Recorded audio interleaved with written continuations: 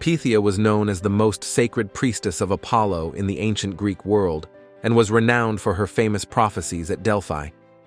Delphi was an important religious and cultural center in ancient Greece. It was considered the center of the world. One of the main reasons for this belief was that the city was called the navel of Gaia by the god Zeus. The prophecies of Pythia were greatly respected throughout the Greek world. Apollo was the god of prophecy and divination, and his temple at Delphi was one of his most important sacred places. Pythia made prophecies by connecting with the spirit of Apollo. The selection and training of Pythia was a meticulously conducted process.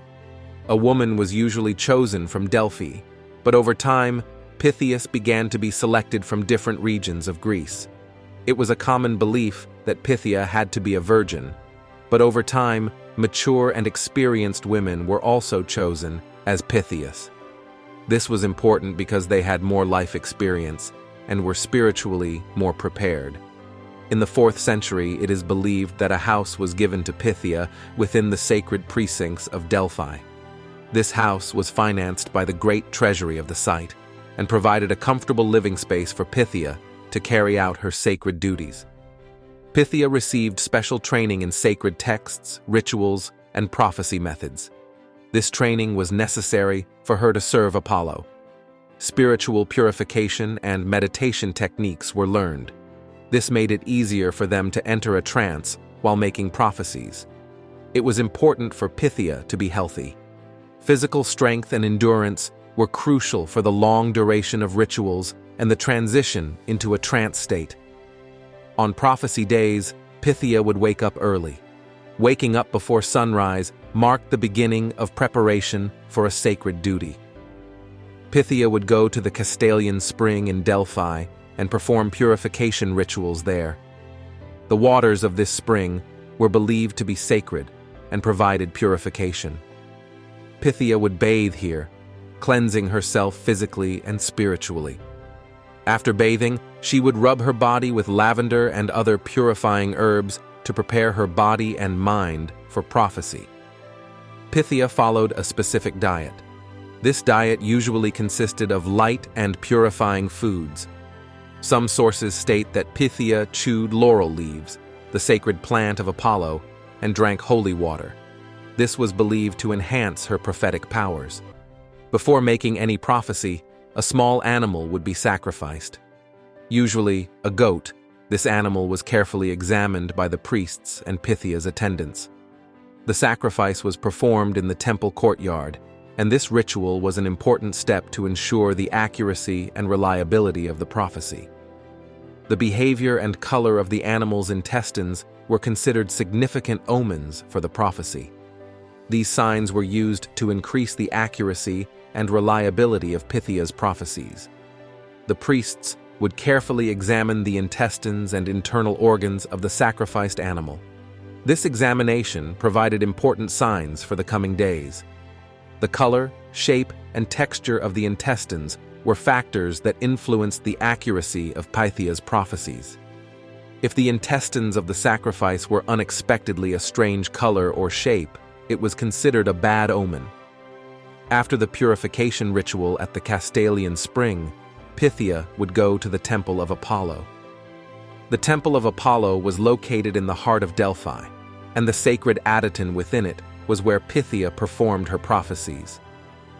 Pythia conducted a sacred walk while going to the temple. During this walk, she would pray and sing sacred hymns. She was accompanied by sacred priests and attendants. These individuals ensured Pythia's protection and the correct performance of the rituals. Before entering the temple, Pythia would don ceremonial attire. She wore a white tunic and placed a wreath made of laurel leaves on her head.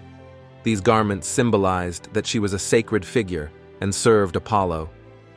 Pythia would enter the sacred room called the Adyton inside the temple. This room was closed to the public, and only Pythia and the sacred priests could enter. Pythia would sit on a tripod within the Adyton. This tripod was at a point where the sacred gases emitted from the chasm of Gaia rose. Pythia would inhale the ethylene gases emitted from the chasm in the Adyton. entering a trance state. Pythia's trance was central to the prophecies. During the transition into the trance, her body would tremble and her voice would change. This was considered a sign that she was filled with the divine power of Apollo. What she said during the trance was full of symbols and metaphors, and thus required interpretation by the priests. Visitors to the temple were accepted in a specific order and ritual. These individuals would pose their questions to Pythia and listen carefully to her prophecies. What Pythia said in the trance was often complex and symbolic. The priests would note these prophecies and interpret them for the visitors.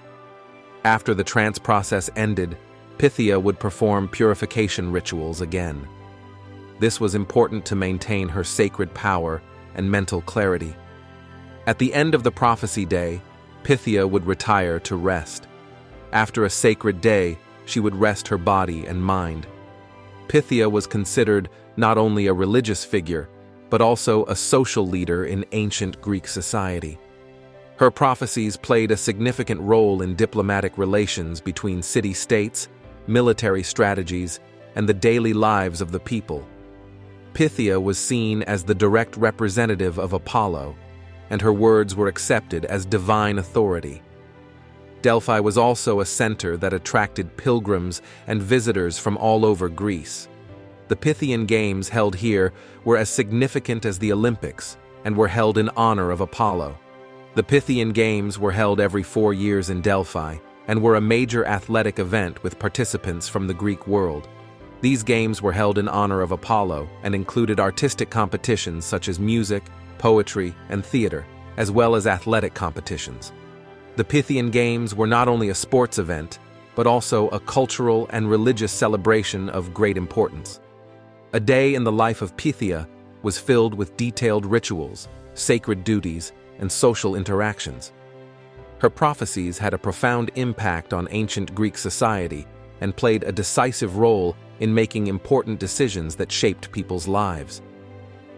Pythia's daily life and duties reflect her sacred role and respectability.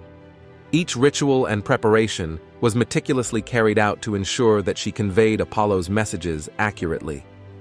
If you were one of the visitors coming to the Temple of Delphi in ancient Greece to hear Pythia's prophecies, what question would you ask about the future and why?